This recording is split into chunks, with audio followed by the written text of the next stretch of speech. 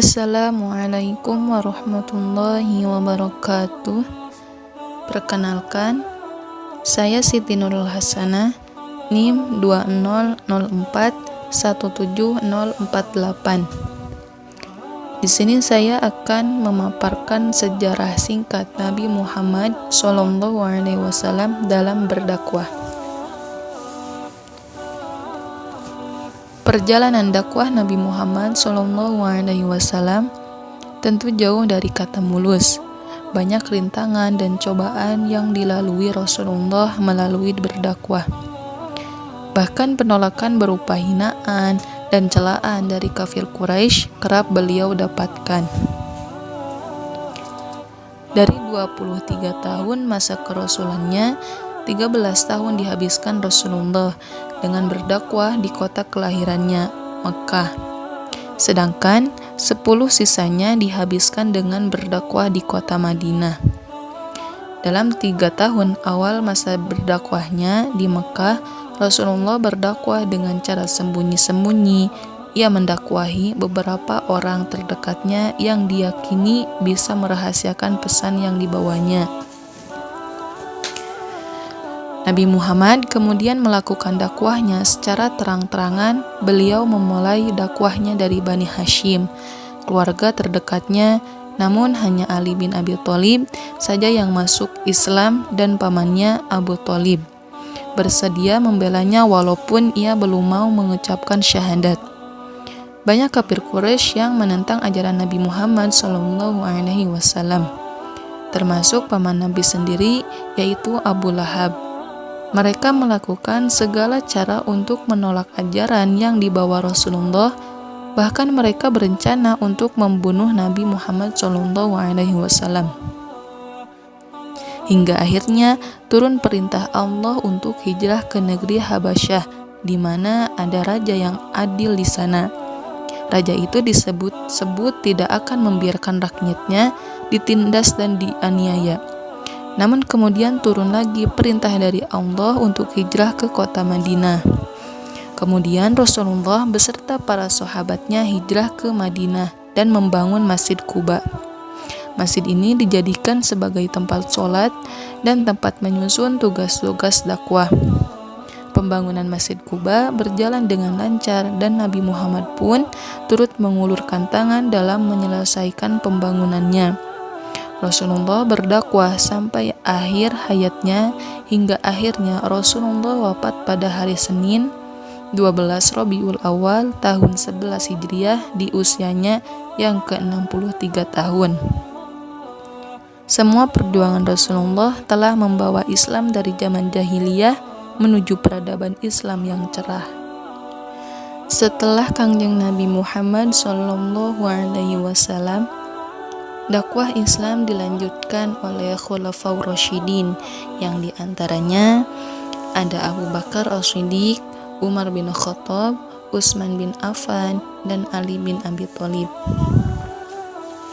Yang dimana sejarah Khulafaur Rasyidin, setelah Nabi Muhammad wafat, umat muslim sempat mengalami kebingungan karena beliau tidak meninggalkan wasiat tentang siapa yang akan menggantikannya sebagai pemimpin umat Islam.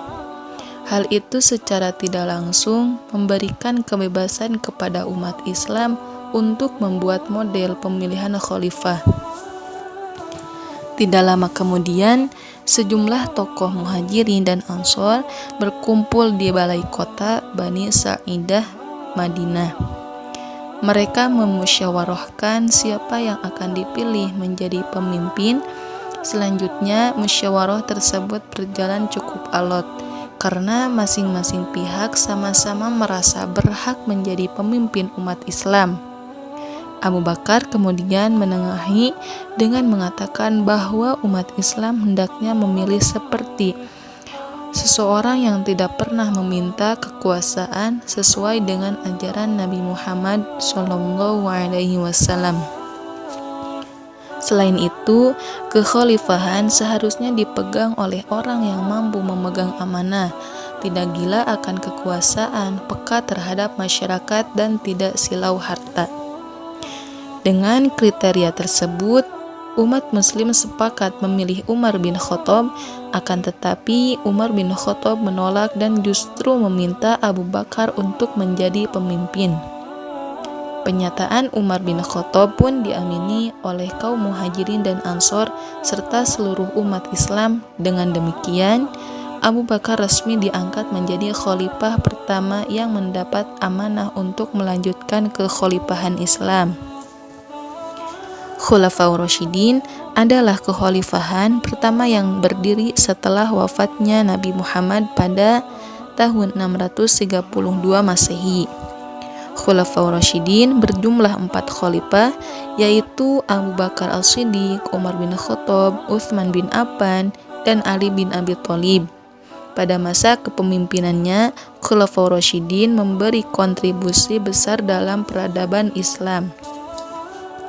Sebagaimana pemerintahan Khulafaur Rasyidin, Khulafaur Rasyidin memegang kendali pemerintahan Islam selama kurang lebih 30 tahun, dari 632 sampai 661 Masehi. Dan setiap khalifah mempunyai kebijakan berbeda. Pertama ada Abu Bakar As-Siddiq. Pada masa pemerintahan Abu Bakar As-Siddiq 632 sampai 634 Masehi, terjadi perang Riddah atau perang melawan kemurtadan untuk mengatasi perpecahan yang terjadi setelah Nabi Muhammad wafat. Di akhir kepemimpinannya, Abu Bakar memperluas daerah kekuasaan dengan mengirim tentara keluar. Dan yang kedua, Umar bin Khattab. Ketika Abu Bakar digantikan Umar bin Khattab 634 sampai 644 Masehi, Islam mengalami kemajuan sangat pesat. Pasukannya berhasil mengalahkan 2 kekuatan besar saat itu, yakni Romawi di barat dan Persia di timur. Selain itu, kekuasaan Islam pada masa pemerintahan Umar meliputi Jazirah Arab, Palestina, Suriah, sebagian Persia, dan Mesir. Umar juga mengesahkan ketentaraan, kepolisian, pekerja umum, sistem kehakiman, hisbah atau pengawasan terhadap pasar, membangun pusat pengawasan terhadap takaran atau timbangan, mencetak uang negara, serta membangun departemen pajak dan tanah dan departemen keuangan. Sedangkan kepada kelompok non-muslim, Umar memberikan kemerdekaan beragama. Dan yang ketiga, Utsman bin Affan. Di masa kepemimpinan Utsman, umat Islam mengalami era paling makmur dan sejahtera. Wilayah Islam diperluas hingga ke Tripoli, Armenia, Turkistan, dan Ciprus. Namun di periode kedua terjadi perpecahan dan pemberontakan karena jabatan-jabatan strategis di pemerintahan diberikan Utsman kepada keluarganya dari Bani Umayyah. Pada 655 Masehi, sekitar 1.500 orang bahkan datang ke Madinah untuk memprotes kebijakan Utsman. Dan yang terakhir ada Ali bin Abi Thalib. Ali bin Abi Thalib berusaha mengatasi pemberontakan dengan menarik para amir yang sebelumnya diangkat oleh Utsman. Ia juga mengambil alih tanah yang dihadiahkan Utsman kepada penduduk dengan menyerahkan hasil pendapatan kepada negara. Ali bin Abi Thalib juga menghadapi pemberontakan dari Thalhah, Zubair, dan Aisyah karena tidak mau menghukum pembunuh Utsman. Mereka minta agar ada pembalasan dan meletuslah perang Jamal atau unta karena Aisyah menunggu unta di akhir pemerintahannya. Umat terpecah menjadi 3 golongan dan Ali bin Abi Thalib terbunuh oleh salah satunya. Wafatnya Ali menandai berakhirnya Khulafaur Rasyidin. Setelah zaman Khulafaur Rasyidin dilanjutkan oleh masa dinasti Umayyah. Dinasti Umayyah merupakan kekhalifahan pertama setelah era Khulafaur Rasyidin dalam sejarah Islam. Nama dinasti ini diambil dari Umayyah bin Abd Asy-Syams atau Muawiyah bin Abu Sufyan alias Muawiyah I, salah seorang sahabat Nabi Muhammad, lalu menjadi khalifah yang memimpin pada tahun 661 sampai 680 Masehi. Secara garis besar, era kekhalifahan Umayyah terbagi atas dari dua periode utama, yakni tahun 661 sampai 750 Masehi, berpusat di Damaskus, kemudian periode 756 sampai 1301 Masehi di Cordoba seiring berkuasanya kekuatan Muslim di Spanyol Andalusia. Berdirinya dinasti Umayyah bermula dari peristiwa Tahkim atau Perang Siffin, dipaparkan oleh Abdus Syafi Muhammad Abdul Latif dalam Bangkit dan Runtuhnya Khilafah Bani Umayyah tahun 2016. Ini adalah perang saudara antara kubu Muawiyah I kontra Ali bin Abi Thalib, khalifah keempat setelah wafatnya Nabi Muhammad. Perang Siffin terjadi usai kematian khalifah ketiga Utsman bin Affan pada 17 Juni 656 yang membuka peluang bagi Ali bin Abi Thalib, menantu Nabi Muhammad, untuk pemimpin. Kejayaan kekhalifahan Umayyah.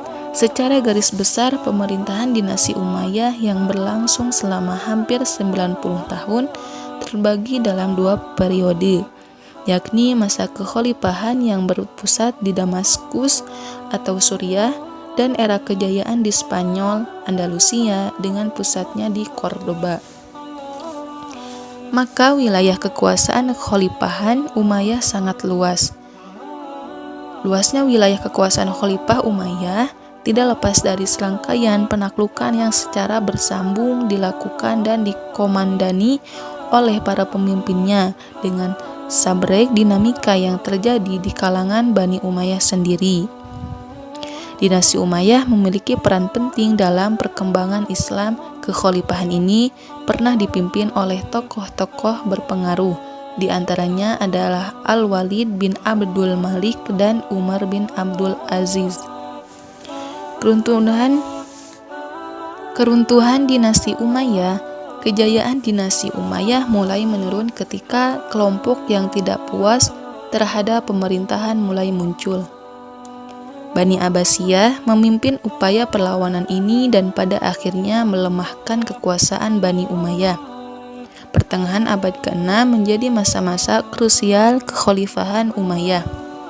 Pada periode ini, Umayyah mulai mengalami kekalahan dari pasukan Abbasiyah, hingga akhirnya pada 750 Masehi, Damaskus berhasil direbut oleh Abbasiyah yang praktis membuat pemerintahan Umayyah jatuh. Khalifah terakhir dinasti Umayyah di Damaskus, tulis Imam Subki dalam Pendidikan Agama Islam, Sejarah Kebudayaan Islam tahun 2015 adalah Marwan II bin Muhammad pada tahun 744 sampai 750. Sejak itu berakhirlah era Umayyah di Damaskus dan dimulailah era baru di Andalusia dengan pusatnya di Cordoba, Spanyol. Pemerintahan kekhalifahan Umayyah di Cordoba berlangsung cukup lama, namun keruntuhan mulai terlihat pada perjalanan awal abad ke-9. Mulai muncul intrik dan pergolakan di kalangan sendiri, wilayahan kekuasaan Umayyah dan sedikit demi sedikit tercerai-berai. Pada tahun 1301, Hisham III selaku Khalifah Umayyah di Cordoba saat itu mengundurkan diri dari jabatannya. Situasi semakin kacau lantaran mengalami krisis kepemimpinan. Tidak adanya pemimpin yang mumpuni membuat dewan menteri terpaksa menghapus jabatan khalifah. Pemerintahan Umayyah di Andalusia pun terpecah belah menjadi negara-negara kecil hingga akhirnya kekuasaan Islam di Cordoba benar-benar musnah. Setelah zaman dinasti Umayyah dilanjut oleh dinasti Abbasiyah. Kekhalifahan Abbasiyah atau Bani Abbasiyah merupakan kekhalifahan kedua Islam yang berkuasa di Baghdad, Irak. Pada masanya, kekhalifahan Abbasiyah berkembang pesat dan menjadikan Islam sebagai pusat pengetahuan dunia.